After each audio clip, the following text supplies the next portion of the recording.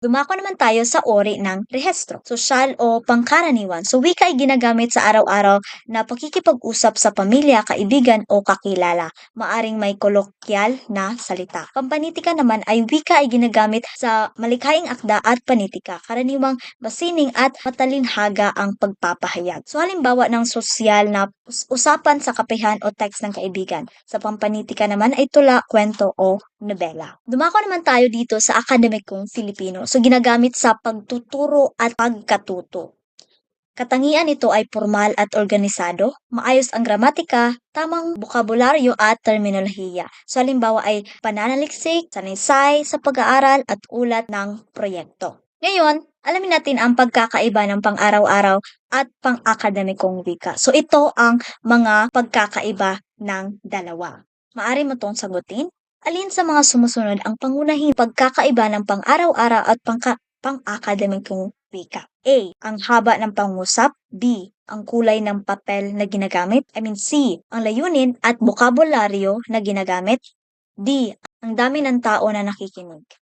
Ngayon, dumako naman tayo sa bakit mahalaga ang aktibong pakikinig. So, mahalaga ang aktibong pakikinig dahil ito ay ang pundasyon ng pagkatuto. Nakakatutulong ito sa malinaw na pag-unawa ng aralin, nagpapabuti ng komunikasyon sa loob ng silid-aralan. Sa konteksto ng pagtuturo ng guro at mag-aaral ay kailangang parehong mahusay na tagapakinig upang maging epektibo ang pagkatuto.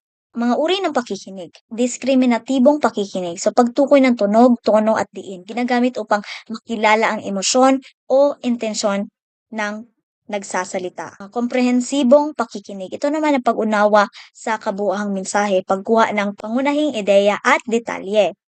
So, halimbawa, naririnig mo na galit ang boses ng kaibigan mo sa telepono kahit hindi pa siya nagsabi. Ang komprehensibo naman, halimbawa, ay nakikinig ka sa isang balita o radyo at naintindihan mo ang pangunahing paksa at mga detalye nito.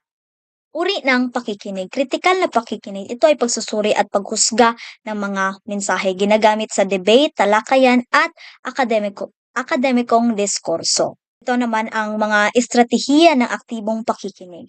So, paraphrasing o muling pagpapahayag. Ito ay pag-ulit ng ideya gamit ang sariling salita. Paglilinaw o clarification, ito naman ay pagtatanong upang maiwasan ang maling pag-unawa. Mga estratehiya ng aktibong pagtatanong. So, nagpapakita ng interes at kritikal na pag-iisip. Verbal at di-verbal na feedback. Ekspresyon ng muka, maikling tugon.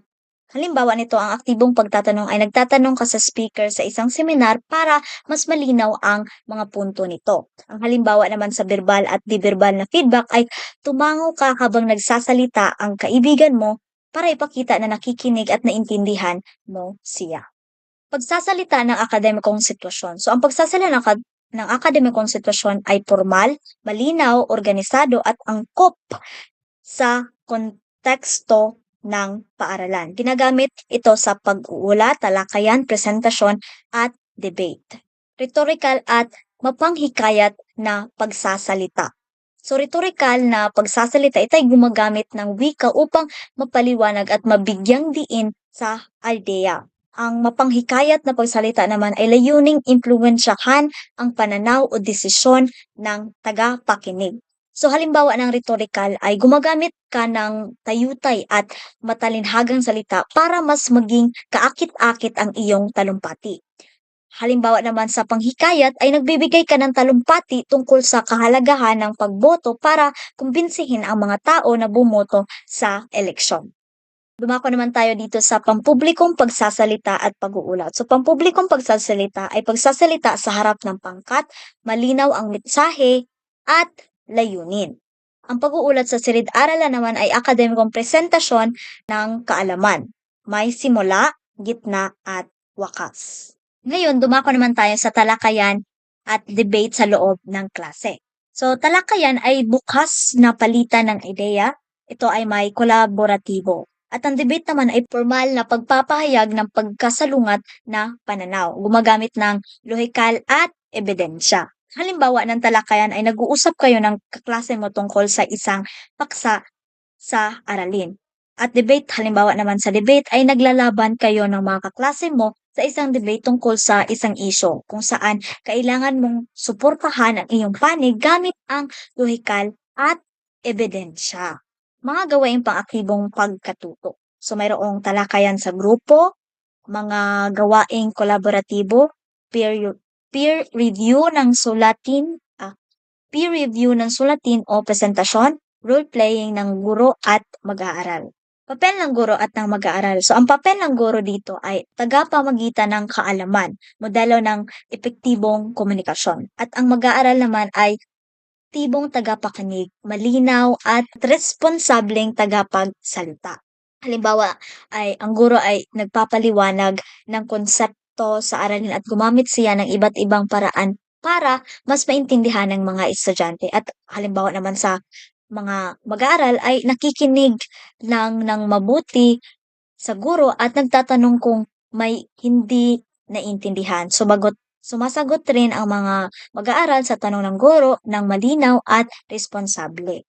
Dumako naman tayo dito sa Pilipinas bilang bilingual na bansa. So, ang Pilipinas isang bilingual na lipunan kung saan opisyal na ginagamit ang Filipino, pambansang pantulong na wika sa panturo. Ang Ingles naman ay wikang akademiko, siyentipiko at global. Ang paggamit ng dalawang wika sa edukasyon ay bunga ng kasaysayan, patakaran ng pamahalaan at pangangailangan ng pandaigdig. So, halimbawa ay sa paaralan ginagamit ang Filipino sa araling Filipino, araling panlipunan, at iba pa. Ginagamit naman ang English sa aralin ng science, math, at English. Maari mo tong sagutin? Alin sa mga sumusunod ang pangunahing dahilan kung bakit bilingual ang Pilipinas? A. Dahil gusto ng Pilipino na magsalita ng Ingles. B. Dahil maganda ang Ingles kaysa Filipino. C. Dahil kasaysayan, patakaran ng paaralan, at pangangailangan ng pandaigdig. D. Dahil mas madaling matuto ng Ingles. Ngayon, dumako tayo dito sa kahulugan ng bilingualismo. Ang bilingualismo ay ang kakayahan ng isang individual na gumamit ng dalawang wika sa iba't ibang sitwasyong panlipunan at akademiko sa edukasyon. Ito ay estratehiya sa pagkatuto, paraan ng mas epektibong komunikasyon at tulay sa lokal at global na diskurso. Halimbawa ay marunong kang magsalita ng Filipino at Ingles. Ginagamit mo ang Filipino kapag nakikipag-usap ka sa pamilya mo at ginagamit mo ang Ingles kapag nakikipag-usap ka sa mga kaibigan mong foreigner. Tumakod tayo dito sa pag-usbong ng Filipino-English bilingualism sa edukasyon. So umunlad ang Filipino-English bilingualism dahil sa kolonyal na kasaysayan, globalisasyon, pangangailangan ng akademikong panaliksik, at paghanda ng propesyonal na trabaho. At ito ay sinusuportahan ng patakarang DepEd at CHED. So halimbawa ay sa Pilipinas, tinuturo ang Filipino at Ingles sa paaralan dahil sa ating kasaysayan bilang koloniya ng Amerika, ang pagiging bahagi nito sa global na komunidad sa pangangailangan ng panaliksik at ang paghahanda ng estudyante para sa trabaho. So ano nga ba ang code switching? Ang code switching ay mga salitang paggamit ng Filipino at Ingles sa loob ng pangungusap, diskurso, sitwasyong pangkomunikasyon. At natural na gawi ng bilingual na tagapagsalita. So halimbawa ay, tara, let's go. Tara, let's go to the mall. Gusto ko bumili ng shoes. Mga anyo ng code switching. So, una ay intersensual code switching. So, pagpapalit ng wika sa pagitan ng pangusap. Intrasensual code switching naman ay pagpapalit ng wika sa loob ng isang pangusap. At ang tag switching ay pagsingit ng salita o parirala. Halimbawa nito ay, you know, okay. So, halimbawa ng intersensual ay ang ganda ng movie. I really enjoyed it. Ang halimbawa naman sa intra-sensual ay kailangan ko nang mag-aral para hindi ako ma-fail sa exam. At ang halimbawa naman sa tag-switching ay okay, tapos na ako sa homework. Code switching sa pagtuturo at pagkatuto. So mahalaga ang code switching dahil nagpapalinaw ng mahihirap na konsepto, nagpapataas ng pag-unawa ng mag-aaral at nagiging tulay sa abstraktibong ideya. Nagpapalakas ng partisipasyon sa klase. So halimbawa, nagtuturo ang guro ng math, maaring gumamit siya ng code switching para mas maintindihan ng estudyante ang konsepto. Halimbawa, sasabihin niya, okay class, let's solve this problem. Kailangan nating hanapin ang value ng x.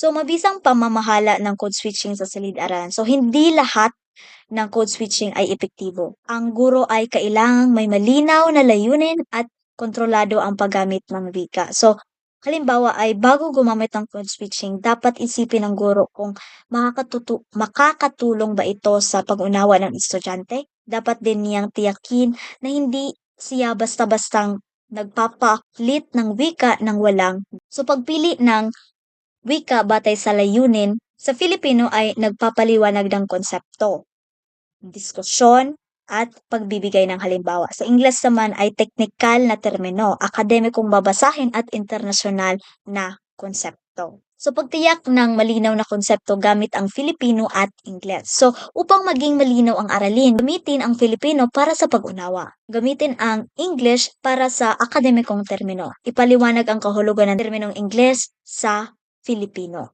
So ito ang mga benepisyo ng bilingualismo. So akademikong pag-aaral, nagpapalawak ng bokabularyo, nagpapasalamin ng kritikal na pag-iisip, nagpapahusay ng pagkatuto sa iba't ibang disiplina, at ang professional at global na trabaho ay mas mataas ang employability, kakayahang makipag-ugnay sa iba't ibang kultura, at paghahanda ng global na kompetisyon. So halimbawa ay kung marunong kang magsalita ng Filipino at Ingles, mas madali mong maintindihan ang mga aralin sa paaralan at mas malaki ang chance mong makahanap ng trabaho sa ibang bansa. Maari mo tong sagutin na tanong.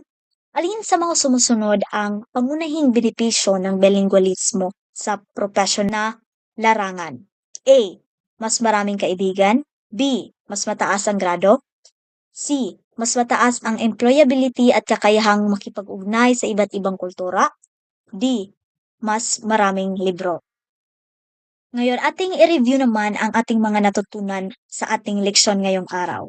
Sa bilingualismo, opisyal ang Filipino at Ingles sa Pilipinas. Mahalaga ito sa edukasyon at trabaho. Sa code switching, natural ang paggamit ng Filipino at Ingles. Nagpapalinaw ng konsepto sa pagtuturo. Sa akademikong pagsasalita, ito ay dapat formal, malinaw at organisado. Sa aktibong pakikinig naman, ito ang susi sa epektibong komunikasyon. So mahalaga ang Filipino at Ingles. Natural ang code switching, kailangan ang malinaw na komunikasyon at mahalaga ang aktibong pakikinig. Ito ay ang bilingualismo at code switching, pagsasalita at pakikinig, gramatika at bokabularyo. At ang mga resources na maaari ninyong gamitin ay mga libro at artikulo, mga website at online resources, at mga practice test. Maraming salamat sa panunood, mag-aral na mabuti, at magtanong kung may duda. Good luck! Bye-bye!